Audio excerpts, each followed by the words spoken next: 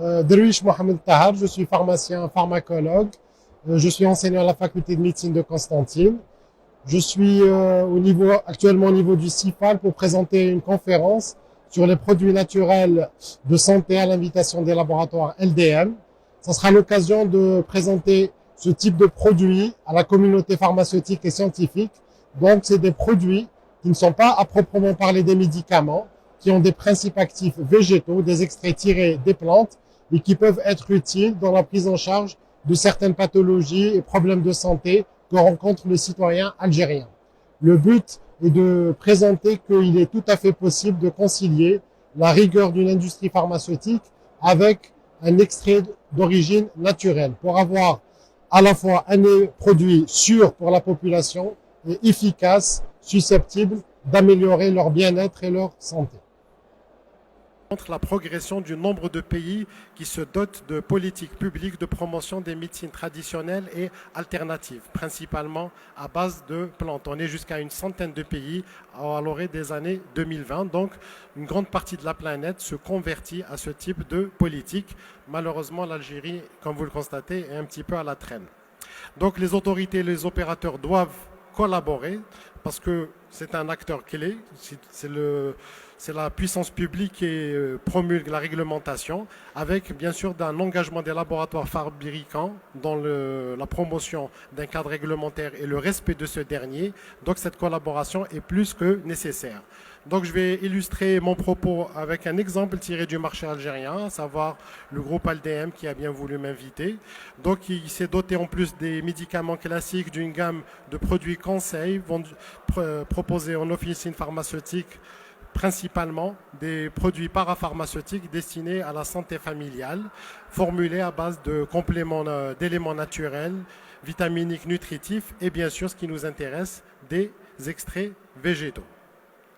Donc, un exemple de ces produits, il y a le sirop Fitou. C'est un sirop pour la toux à base d'actifs végétaux avec une triple composition en extrait de thym, de feu d'hélière et de pélagronium.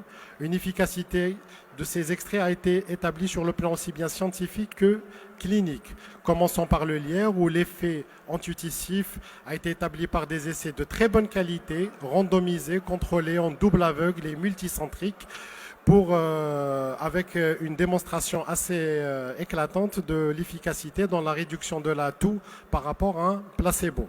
Donc on est passé d'une efficacité de 85% pour le lierre jusqu'à 37% pour le placebo. Le thym aussi a été heureusement associé au lierre pour une étude observationnelle édité en 2011. Ces deux plantes combinées qu'on retrouve dans le produit Phyto donnent une efficacité clinique sur la toux productive chez l'adulte, généralement après un syndrome infectieux, avec une rémission beaucoup plus marquée que par rapport au groupe placebo. Enfin, le troisième extrait, c'est le pélagronium. C'est un géranium du Cap qui a été aussi établi en termes d'efficacité sur une population aussi bien adulte que pédiatrique, telle que le montre cette étude de 2021. Toujours de très bonne qualité, double aveugle, randomisé et bien entendu contrôlé. Alors, dans les énoncés des allégations du produit, il y a tout sèche et tout productif. Ça peut entraîner une certaine réticence, étant donné qu'un des paradigmes, voire même des dogmes de la médecine générale, c'est que le traitement de la toux sèche diffère de la toux productive. Mais on peut concilier ces deux activités au sein du même produit grâce à l'illustration pharmacodynamique suivante qui a été établie dans une publication de 2015 qui concerne un des extraits par exemple qui est le Pélagronium sidéoides dans un modèle aussi bien de toux sèche que de toux productif. Alors toux sèche, on a d'abord une réduction des réactions de toux irritatives, caractéristique de la toux sèche, par un mécanisme principalement périphérique. Donc on n'est pas dans les mêmes mécanismes que les antitussifs morphiniques centraux type codéine qui sont eux déconseillés en cas de toux productive.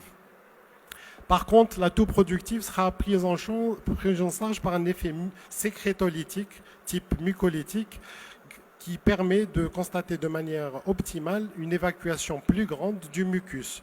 Donc ça présente un intérêt évident dans le traitement ou la prise en charge des toux productifs. Donc ces deux actions, rationnellement, sont tout à fait conciliables et les publications scientifiques sont là pour le démontré. La sécurité, on se pose toujours, et quand on parle de sécurité, on pense toujours aux populations les plus fragiles. C'est le cas par exemple des nourrissons, c'est-à-dire tout simplement les sujets de moins de 24 mois. Si jamais le clinicien juge pertinent de faire une prescription, il pourrait le faire avec des garanties de sécurité favorables concernant les extraits énoncés dans le produit Phyto.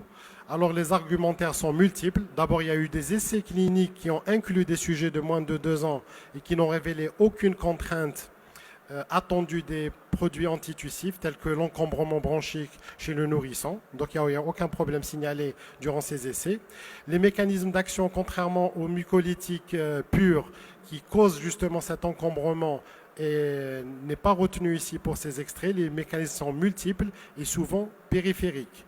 Et enfin, un des extraits, à savoir le lierre, possède un effet bronchodilatateur qui permet aux nourrissons d'avoir moins de risques d'avoir un encombrement bronchique par stimulation des récepteurs bêta-2 bronchiques, donc un mécanisme comparable à celui du salbutamol que les pédiatres connaissent très bien et l'utilisent abondamment chez la population pédiatrique. Enfin, le défi de la qualité. Donc, c'est un sirop. Donc, il a une valeur pharmaceutique liée bien sûr à sa fabrication selon des standards rigoureux pharmaceutiques et avec des dosages adaptés à chaque indication. L'indication pédiatrique aura un dosage différent de l'indication chez l'adulte. Et enfin, le sucre utilisé n'est pas le saccharose, mais généralement des sucres avec un pouvoir hypocalorique qui permet d'utiliser en grande sécurité chez les sujets même souffrant de diabète.